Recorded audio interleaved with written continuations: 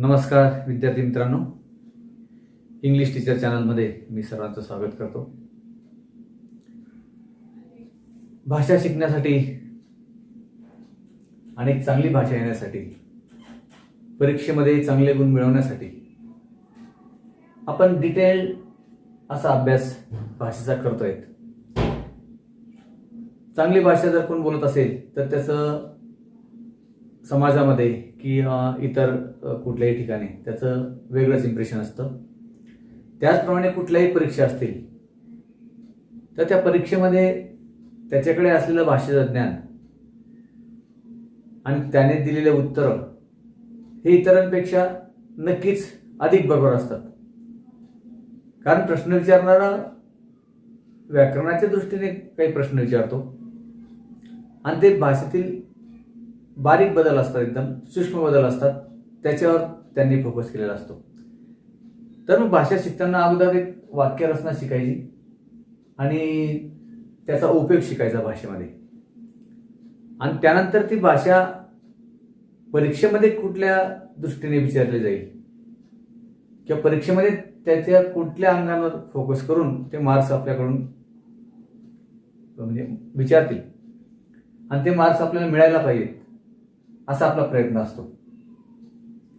ठीक आहे, मग आपण एक तर भाषा शिकू, त्याच्यातला ग्रॅमॅटिकल पॉईंट शिकू आणि परीक्षेच्या दृष्टीने काय विचारू शकतात तो पण अभ्यास करणार आपण. चला तर मग आजचा आपण जो विषय घेऊन आलोय तो आहे either or. Let us begin.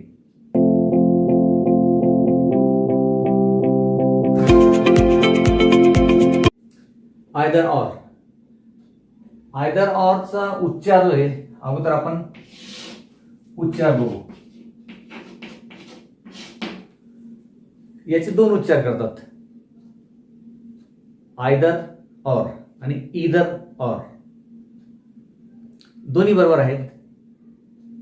मूळ उच्चार जो येतो तो ब्रिटिश प्रोनाउन्सिएशनचा जो आहे, ब्रिटिश प्रोनाउन्सिएशन नुसार आयदर हा बरोबर आहे.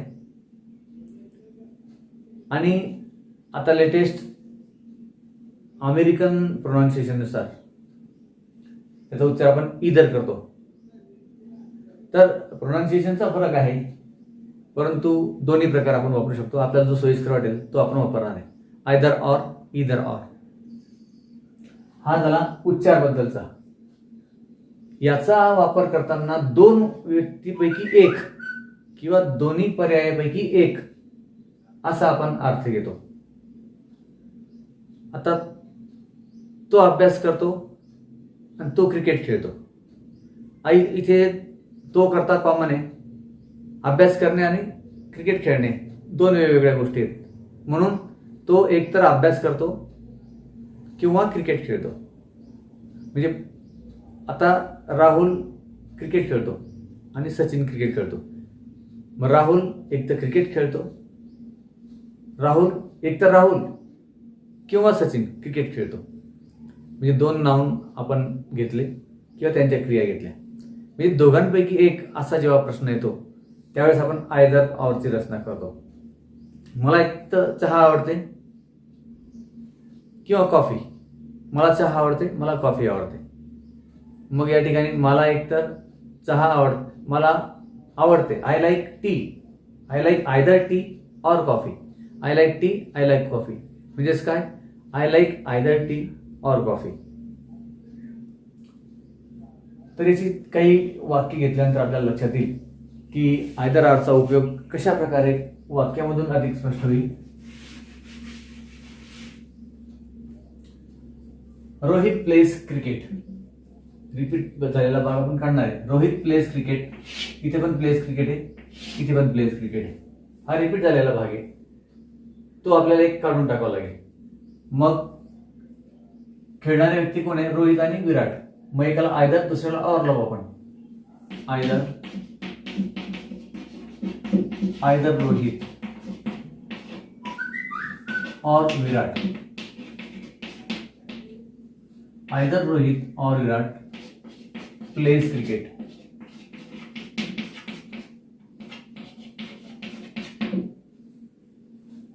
एक तर रोहित किंवा विराट क्रिकेट खेळतो, दोघांपैकी एक. आता we like football, we like cricket.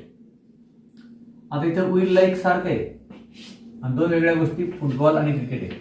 मग एकाला आयदर दुसऱ्याला ऑर लाव. आम्ही एक तर क्रिकेट खेळतो किंवा फुटबॉल खेळतो. नाही, आम्ही वी लाईक फुटबॉल आणि वी लाईक क्रिकेट आहे. आम्हाला एक तर फुटबॉल आवडतो किंवा क्रिकेट. या ठिकाणी we like either, we like either football or cricket. We like either football or cricket.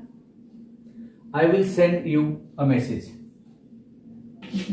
आणि दुसऱ्या वाक्यात I will call you. I will सारखं आहे, बाकी गोष्टी वेगळ्या आहेत. मग त्या वेगळ्या गोष्टीला एकाला आयदर लाव आणि दुसऱ्याला ऑर लाव. I will tell you. I will either send you a message. एक तर मी तुला मेसेज पाठवेल किंवा तुला बोलवेल, और कॉल यू. बघा, एकाला आयदर दुसऱ्याला और लावलं, सारख्या गोष्टीपैकी एकच गोष्टी घेतली. दे विल पास मॅथ्स आणि दे विल पास सायन्स. आता दे विल पास सारखं आहे, ठीक आहे, पण हे काढून टाकू. मग दोन गोष्टी वेगळ्या आहेत, मॅथ आणि सायन्स. मग दे विल पास आयदर मॅथ्स और सायन्स. दोन गोष्टी वेगळ्या आहेत, सायन्स आणि मॅथ. पास होणारे दोन्ही आहेत. They will pass either maths और science.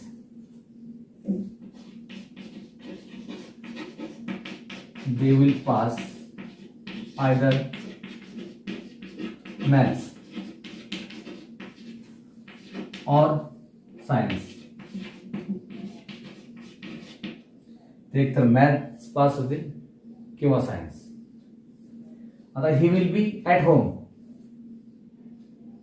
He will be at home आणि दुसरं वाक्य he will be in office. He will be common आहे, मग एक तास घेऊ. He will be at home. At होमला आयदर लावा आणि इन ऑफिसला ऑर लावा. He will be either at home. He will be either at home. तो एक तर घरी असेल किंवा in office. He will be either at home or in office. अशा प्रकारे दोनपैकी एक, दोघांपैकी एक जेव्हा दाखवायचा असतो तेव्हा आपण एकतर हे किंवा दोन करणाऱ्यांपैकी, कर्त्यापैकी एकच करता आपण दाखवत असतो, त्यावेळेस आयदर ऑर वापरतो. आयदर ऑरचा उपयोग करताना आपल्याला सारख्या गोष्टी काढून टाकाव्या लागतात. एक तर सचिन खेळेल किंवा राहुल खेळेल. अशा वेळेस, अशा कंडिशनमध्ये आपण आयदर ऑर वापरतो. हा झाला परिचय, आयदर ऑरचा हा झाला परिचय. आता आयदर ऑरचा बोलण्यामध्ये वापर कसा होतो, ग्रॅमॅटिकल सेन्स काय आहे, आपल्याकडून बोलताना काय काय चुका होतात, कोणत्या गोष्टींची प्रॅक्टिस केली पाहिजे. आणि दुसरी गोष्ट राहिली परीक्षेची. जेवढ्या पण परीक्षा होतील आयुष्यामध्ये, त्या प्रत्येक परीक्षेमध्ये आयदर ऑर हा त्यांचा आवडता विषय असतो विचारणाऱ्यांचा. कुठलीही परीक्षा असो, ती 10वीची असो, 12वीची असो, MPSC असो, UPSC असो, कुठल्याही स्पर्धा परीक्षा असो, आयदर ऑर हा प्रकार आवडता आहे आणि त्याच्यावर विचारलेले प्रश्न हे कन्फ्यूज करतात. तर आता आयदर ऑर बद्दल आपण सविस्तर परीक्षेच्या दृष्टीने आणि बोलण्याच्या दृष्टीने आता विचार करू. आता परीक्षेच्या दृष्टीने आणि बोलण्याच्या दृष्टीने असा उपयोग आयदर ऑरचा होतो. थोडक्यात आपण हायलाइट्स म्हणू की या प्रत्येक टॉपिकमध्ये आपण शेवटी त्याचं महत्त्व बघतो, त्याची उपयुक्तता आपण बघतो. आता आयदर ऑर बघा, पहिला असा त्याचा आपण युजेस म्हणू की how to use either or. आता बघा, पहिला प्रकार असा आहे आयदर ऑफ द बॉईज. इथे परीक्षेमध्ये आपल्याला चकवताना काय करतात, आयदर ऑफ द बॉईज इथे अनेक वचन दिलेलं आहे आणि त्यानंतर येणारं क्रियापद किंवा सहाय्यक क्रियापद हे एकवचनी असतं. जरी हा प्लुरल आहे पण येणारं क्रियापद याच्याशी संबंधित नाही आहे. क्रियापद हे याच्याशी संबंधित नाही आहे, तर हे क्रियापद आयदर म्हणजे दोघांपैकी एक. जसं one of the boys is my friend, म्हणजे मुलांपैकी एक माझा मित्र आहे. त्या एकाबद्दल आपण बोलतोय, म्हणजे आयदर ऑफ द बॉईज, त्या दोन मुलांपैकी एक, त्याच्याबद्दल हा विषय आहे. म्हणून हा जरी प्लुरल असला तरी इथे आपल्याला इज वापरावा लागेल, आर चालणार नाही. हा एक परीक्षेमधला मुद्दा असतो. Either of the boys is my friend, तर या गोष्टी लक्षात ठेवायचा. आयदर ऑफ द, दोघां मुलांपैकी एक माझा मित्र आहे. दुसरं उदाहरण, आयदर ऑफ द प्लेयर्स. इथे पण तोच मुद्दा आहे. आता प्लेयर्स प्लुरल आहे. प्लुरल असल्यानंतर आपण विचार करतो त्याच्या पुढे अनेक वचनी सहाय्यक क्रियापद येणार नाही, परंतु हे क्रियापद याच्याशी संबंधित नसून ते आयदर ऑफ द, आयदर म्हणजे एक, दोघांपैकी एक. दोघांपैकी एक जो आहे तो काय करतो, धावतो. मग तृतीय पुरुषी एक, दोघांपैकी एक हा तृतीय पुरुषी एक वचनी आहे आणि वर्तमान काळ आहे म्हणून त्याला रन्स लागेल. Either of the player runs fast, म्हणजे दोघांपैकी एक प्लेयर वेगात धावतो म्हणून इथं रन्स येईल.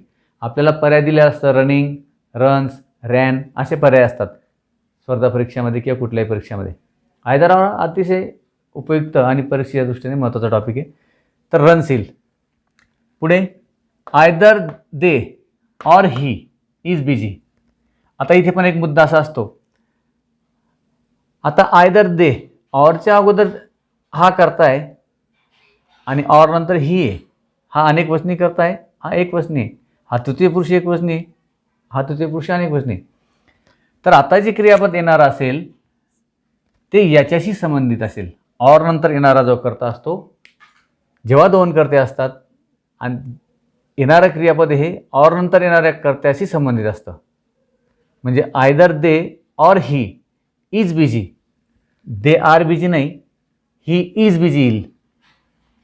या उलट आपण अनलेसमध्ये शिकलोय, अनलेस नाही ॲज वेल ॲजमध्ये असं शिकलो होतो आपण. एक व्हिडिओ बघा तुम्ही, ॲज वेल ॲजचा व्हिडिओ बघा. ॲज वेल ॲजच्या व्हिडिओमध्ये आपण हे क्रियापद पहिल्या कर्त्याशी संबंधित होतं. When two subjects are connected with as well as, the following verb is connected to the first subject.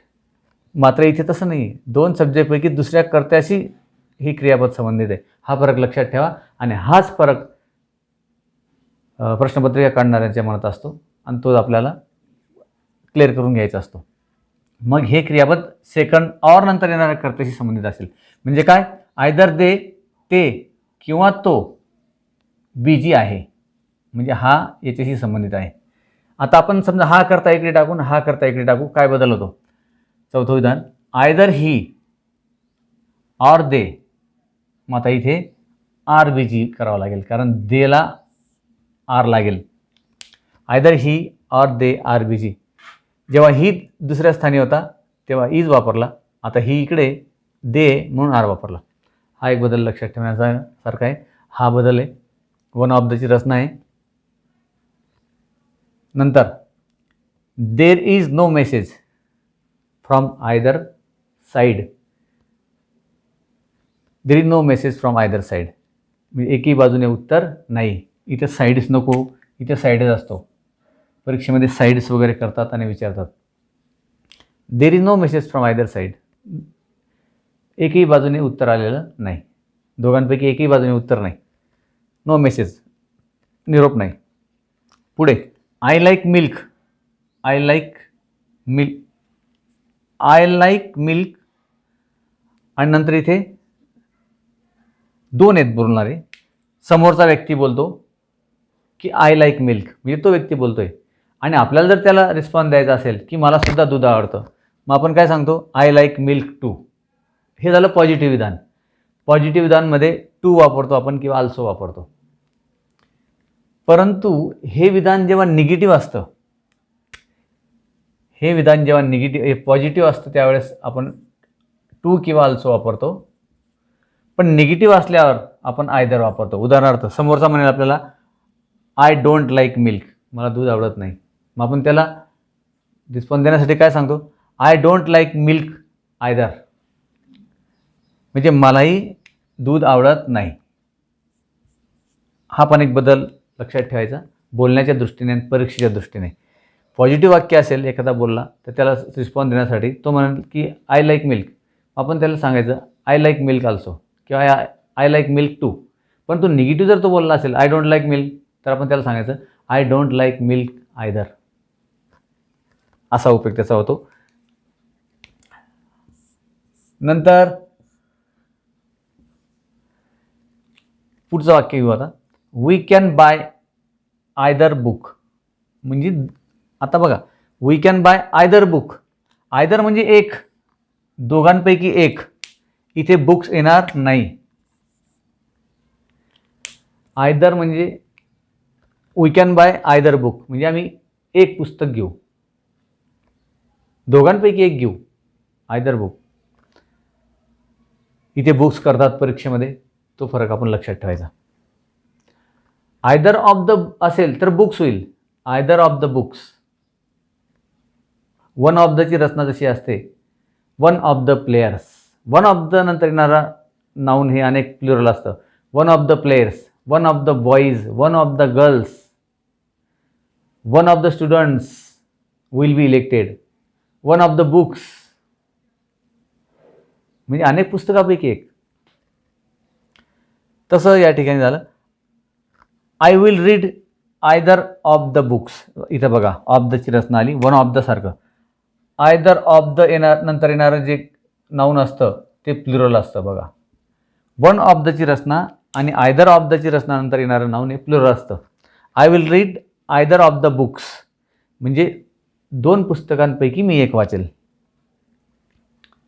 नंतर I will live in any city. आता इथे इन एनी सिटी म्हटलं म्हणजेच मोर दॅन टू. जेव्हा दोनपेक्षा जास्त सिटी असतील तेव्हा आपण मोर दॅन टू सिटीज किंवा more than two boys, I will call more than two boys. दोनपेक्षा जास्त मुलं जेव्हा बोलू तेव्हा आपण म्हणतो any. I will live in any city म्हणजे कुठल्याही शहरामध्ये मी राहील. पण सिटी तेव्हा दोनपेक्षा जास्त असते ना. आणि I will live in either city. I will live in either city जर असेल तर तो दोन शहराबद्दल बोलतोय की दोन्ही शहरापैकी मी एका शहरात राहील, तेव्हा तो सांगतो I will live in either city म्हणजे दोन शहरापैकी मी एका शहरात राहील. आणि जेव्हा दोनपेक्षा जास्त शहर असतील तेव्हा I will live in any city. असा आयदर आणि एनी मधला फरक आहे, तो पण परीक्षेमध्ये त्याच्यावर आधारित वाक्य विचारलं जातं. आता either of the boys will be selected. आता बघा इथे तोच प्रकार आहे, वन ऑफ दची रचना आहे. इथं सिटीज करतात, सिटी आहे ते. Either of the boys, either of दच्या रचनामध्ये नाऊन हे प्लुरलच असतं, लक्षात घ्या. आयदर ऑफ दच्या रचनेमध्ये नाऊन हे प्लुरल असतं. Either of the boys will be selected म्हणजे दोन मुलांपैकी एक निवडला जाईल. पुढे पॅसिव्ह कंट्रक्शन आहे. Either of the boys will be selected. इथे बॉईजच्या ऐवजी दुसरं आपण अनेक वचनी सर्वनाम घेऊ. आयदर ऑफ देम त्यांच्यापैकी एक विल बी सिलेक्टेड. अजून प्लुरल घेऊ आपण.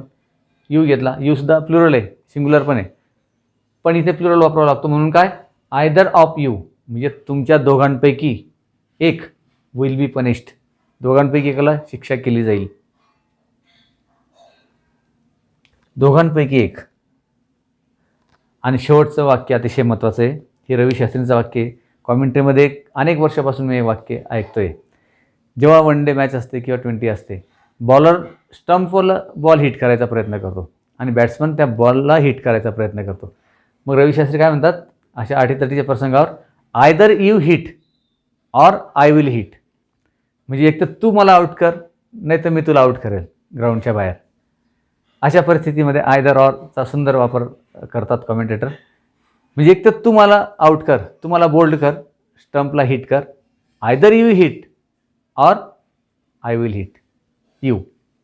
बघा शेवटचा वाक्य, either you hit or I will hit you. Either you hit or I will hit असा शॉर्टकट ते वापरतात. Either you hit or I will hit. तर हे सर्व बारीक नियम बदल हे बोलण्यामध्ये आले पाहिजे, सहजपणे आले पाहिजे. आणि मग नंतर परीक्षेच्या दृष्टीने ते लक्षात ठेवायचे. ॲज वेल ॲजचे नियम वेगळे आहेत, नॉट ओन्ली बट ऑल्सोचे वेगळे आहेत. हे सर्व लहान लहान रचना, अशा अनेक प्रकारच्या रचना जेव्हा आपल्याकडे येतात तेव्हा आपण अधिक सुंदरपणे भाषा बोलू शकतो. आणि जेवढे जास्त स्ट्रक्चर्स, जेवढे वेगवेगळ्या तुमच्या रचना, तेवढी तुमची भाषा आकर्षक वाटेल, रटाळ वाटणार नाही.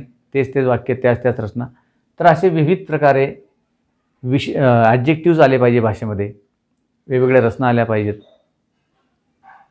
तर ठीक आहे मित्रांनो, आयदर आरचा उपयोग आपण पाहिला, त्याचे वाक्य पाहिले, त्याचं भाषेमध्ये महत्त्व पाहिलं आणि परीक्षेच्या दृष्टीने पण त्याचं महत्त्व पाहिलं. तर याचा अभ्यास करा, सराव करा. एक वेगळा विषय घेऊन आपण पुढच्या व्हिडिओ लेक्चरमध्ये भेटू. तोपर्यंत good bye, take care, have a nice day.